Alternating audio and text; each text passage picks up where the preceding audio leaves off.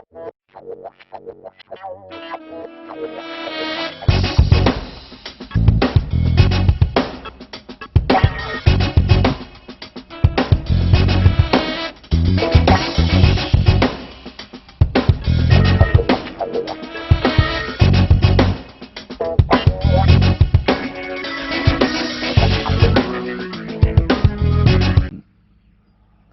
I'm Tim, and this is Tim B at Sea.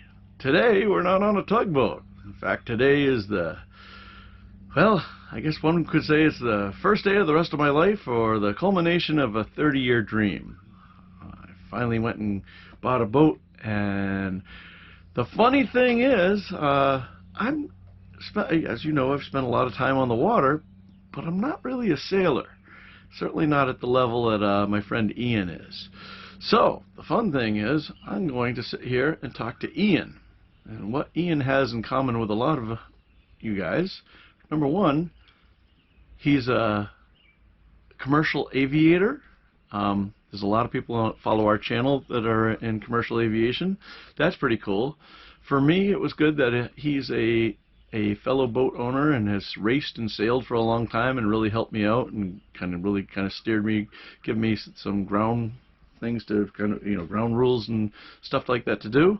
And he's also a patron, so that helped out. So I guess without further ado, here's Ian. Ian, say hi to everyone. Hey guys, how's it going? So as a shameless plug for me, I want to say that although if you go on my page, I say that there aren't a lot of benefits to being a patron other than the good feeling you get for being part of a good cause. Sure. So, has this been a benefit? We've spent almost a week together. Absolutely. All right. We had a blast. Had an absolute blast. So in your words, because everyone's probably sick of listening to me, can you explain the process of where you left and where you met me and where we got to and what we had to do when we got there, and kind of walk us through? Sure. So a couple weeks ago, a video, there was leaving from Rosedon, which is right where I live, which is about 70 river miles or so up the river from New York City. And so I drove down to, what day of the week was that? That was... I think it was Monday, wasn't it? It was. I think it was Monday. It was Monday. Yeah. So Monday I drove down. Yeah, because there was an issue. We weren't sure. The boat had closed, but we weren't able to take possession of it. Exactly. Right. So some paperwork cleared or something. Yeah. Anyway, so we Monday evening we came down, drove down to Watch Hill from where I was, which is about a 3-hour drive, and then met up with Tim. And he had a rental car full to the gills with stuff. And in fact, if I do this right, I'll put in a picture of the car. You should. I don't have a picture with Ian in it, but wait till you see it when it was just me in it. Yeah. So, I'm ready to go to the boat.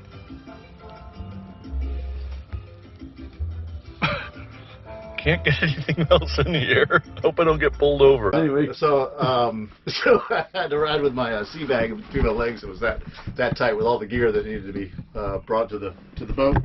But and then we drove down, had a really nice drive down to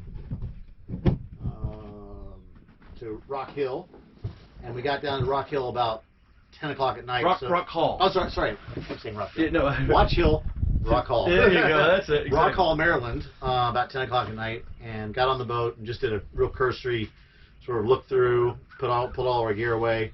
And the boat, one of the things that I'm sorry to interrupt you, but one of the things that I thought made the boat a really good deal was that the previous owner was getting out of boating. He had spent a year down in the islands and came back, and his wife doesn't like sailing. When I guess she's retiring this year, and so the two of them are going to go RVing.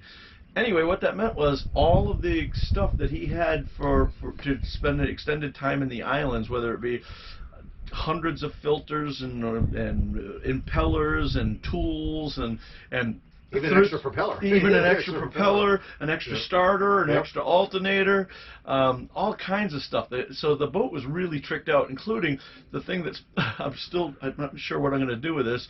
He gave me 3 extra sails and one of them's a spinnaker. So the whole down below is destroyed because it's not destroyed, but it looks like a bomb messy. went off because there's if you know how big sailbags are for a big heavy boat like this, Yeah. it takes up a lot of room. So we're gonna have to do that. So anyway, I'm sorry. No. So let's see, where were we? We were at Rock Hall. We got out of the boat, put our stuff down, and then got up the next day and sorted everything out, grubbed the boat, and then your friend came down, your retired tug captain. Oh came yeah, down. that's right. There was the captain that actually signed me off. We'll call him Bobby A. In case Yep, he's great watching. guy, great guy. I returned the rental car and he picked me up and drove me back and he came back to check out the boat and I think we got his approval, so that's a good thing. Thank you, Yeah. Bobby. He seemed to like the boat a lot. He seemed to like the boat a lot. It's So, a hard boat not to like. Yeah, exactly. It is. It really is.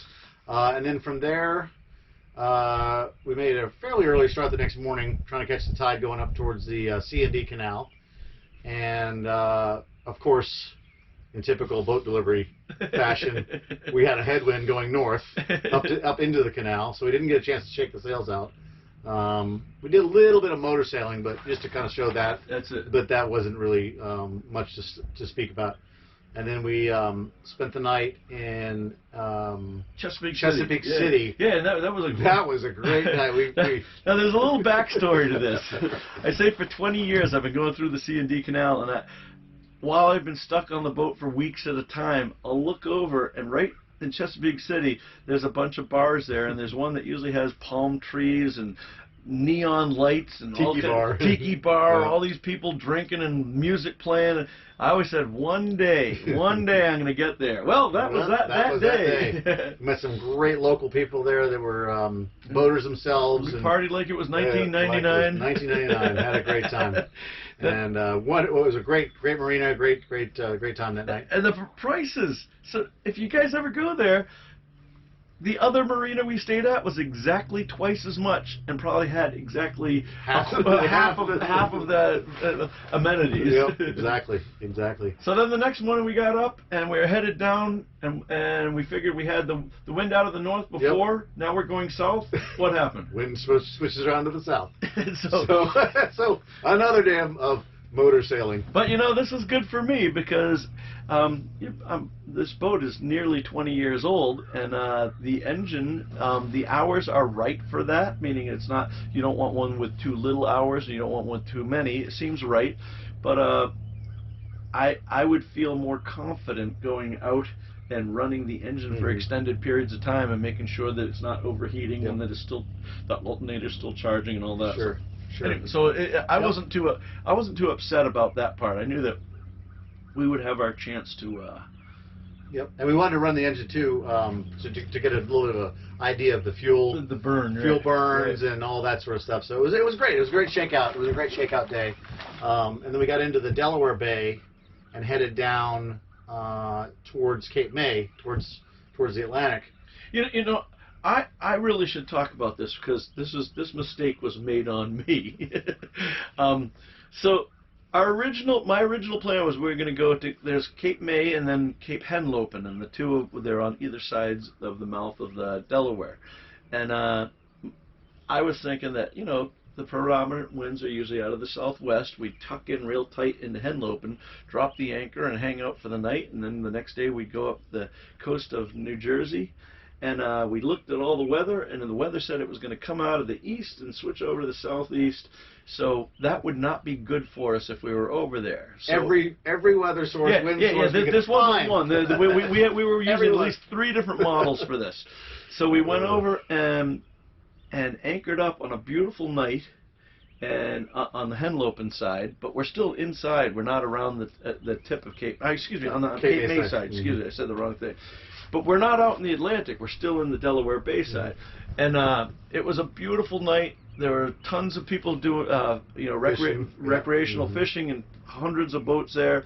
The sun went down. We had a nice steak dinner that night. It was wonderful, and everything was good. He's a good cook. He's a great cook. And then all of a sudden, all of a sudden, I think you went to bed, right? Well, the rain came through. Yeah, the rain came through. A whole bunch of showers came, and with that, came winds out of the southwest. So now they're almost blowing us. Or it was north, right? I know it was kind of well, it was predominantly westerly winds coming across. Yeah. So it was pushing us almost onto the beach that we were trying to. We did everything to set it up for the other way. Yep. And so then we said, should we move? And we were like, well, I don't know. I mean, it's just a thunderstorm. Yep. When that goes by, we should be fine. Turn it around. Well, Nope. yeah, that ended up being quite a catastrophe. And you know, I've been constantly accused of being called the eternal optimist. Yep. And I like to think that maybe your first shakedown cruise, if we had beautiful weather and everything was great all the time, you might not have learned that much from it. And so I'm thinking that that night was there are a few nights that I've been like, I mean, tugboats don't move like this, but sailboat does. We got beat up because the tide was running, and on the long keel it kind of held us to the tide, but the seas were a beam of us. Yep. So we're rolling from one end to the other. And raining sideways. Everything, you know, nothing has been tied down in the boat or anything like that because we just kind of moved it. Everything's falling down on the floor, and raining sideways, and it was horrific. So before I realized, even though we have a 55-pound Rockna and 250 feet of huge chain, and we probably aren't going to drag, I said, you know what, with the winds blowing, I think, didn't we see 40 knots? It was gusting up to close to 40. Yeah. So during the storms, for sure. Yeah. So I kind of said, look, we're going to have to stand watches for anchor watch, and you know, obviously we had the electronic setup for that. I think at one time we had 3 different anchor alarms, the plotter, your phone, and my phone. But anyway, so we took times. You know, Ian would do 3 hours while I got some sleep, and then I'd do 3 hours, and we did that back and forth. And it was an awful night. Of course, while I was sleeping, I never saw any of this. You had a visitor. I had a visitor come by, yeah. And I've got to do a little more research, but I was my berth is directly under where we're sitting right here, and on the port side, and that was actually the side that was pointing. At that point, it was pointing out into the bay, and I kept hearing the most haunting sound. It sounded like a foghorn. Yeah. Really, but deeper, real like an old ship foghorn. And you could set a clock by it. And you even said that the bulkheads were vibrating with this. Well, right? it was weird because it was I was trying to figure out what it was, and it kept moving back and forth by the boat. And then at one point, the sound pointed at my berth where I was laying down, and the whole side of the boat was vibrating, and not like engine vibration, like this weird vibration, and it would come and it would go, and every couple hour it would come by for 20 minutes. This sound. And I started looking it up, and I believe what it was a humpback whale or 2, because I think I heard another one further off doing the same thing. Couldn't hear it above decks, but once you went down below, you could hear it through the hull. It was the spookiest thing. It would kind of make sense too, because we saw all those people and the whale watching boat too. The whale watching boat. Everybody was right exactly where we were anchored. Oh, hang on, hold that thought a second. So you tell them the rest while I take care of Ricky here. Yep. So hey Ricky, I'll be right over. All right. Let's see. So then we got up in the early the next morning, had a little breakfast, a little coffee, and the winds were finally starting to cooperate, where they were coming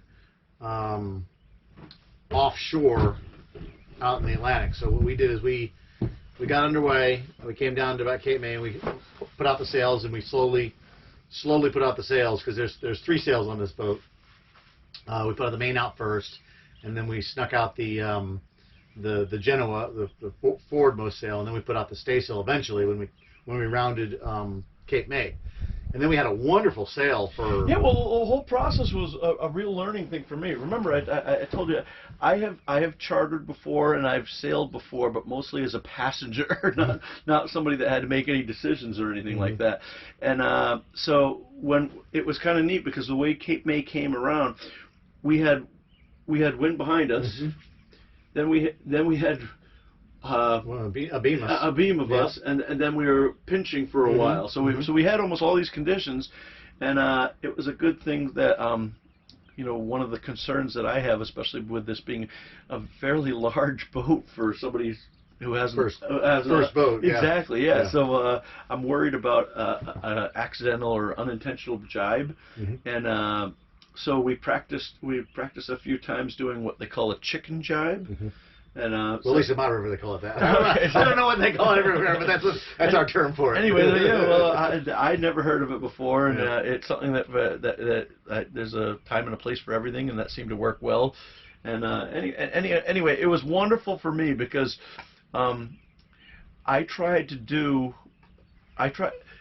you guys have seen me training other people you know, on the tugboat, and what was cool about this was that Ian's done this so much, I was able to watch him do it.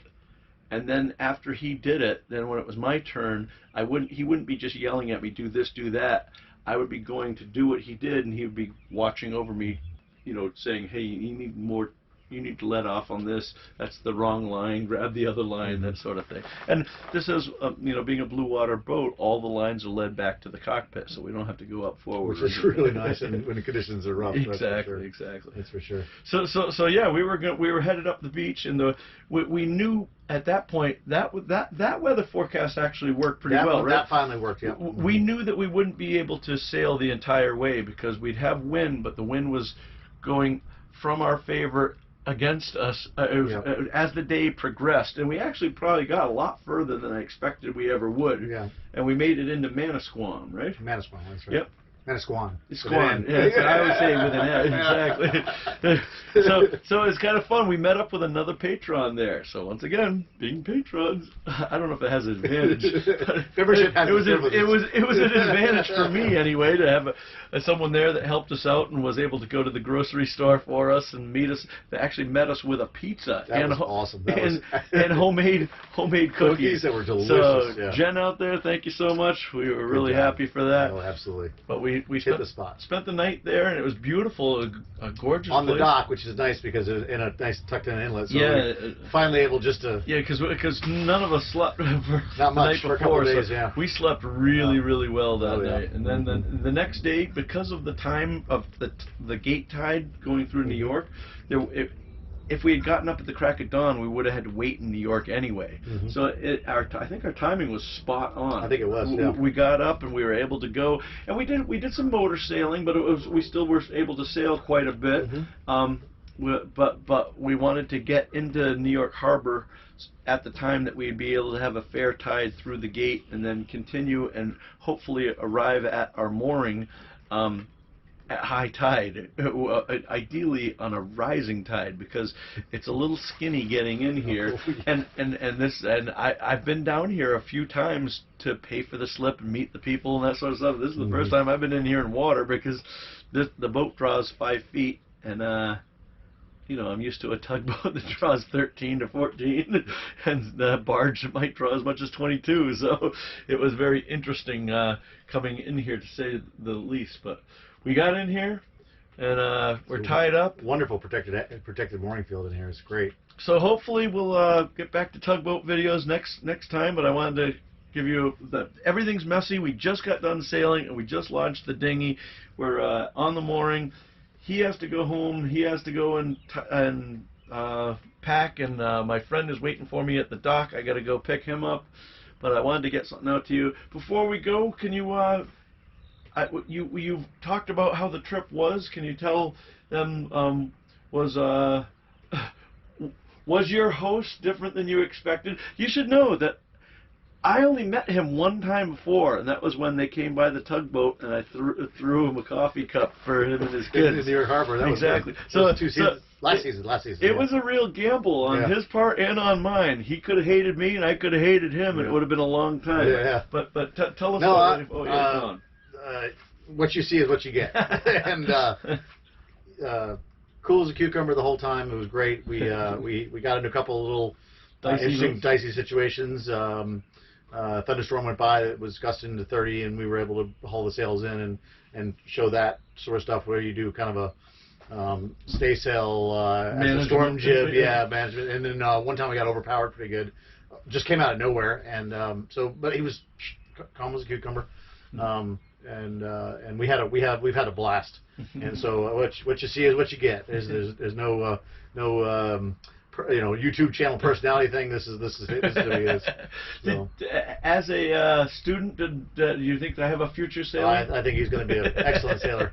It's funny because boat handling is obviously innate to him because of all the years he's been doing this. But we just worked on looking at it from a sailor's perspective, and it kind of broadened his perspective. Yeah, without a doubt. I was completely shocked.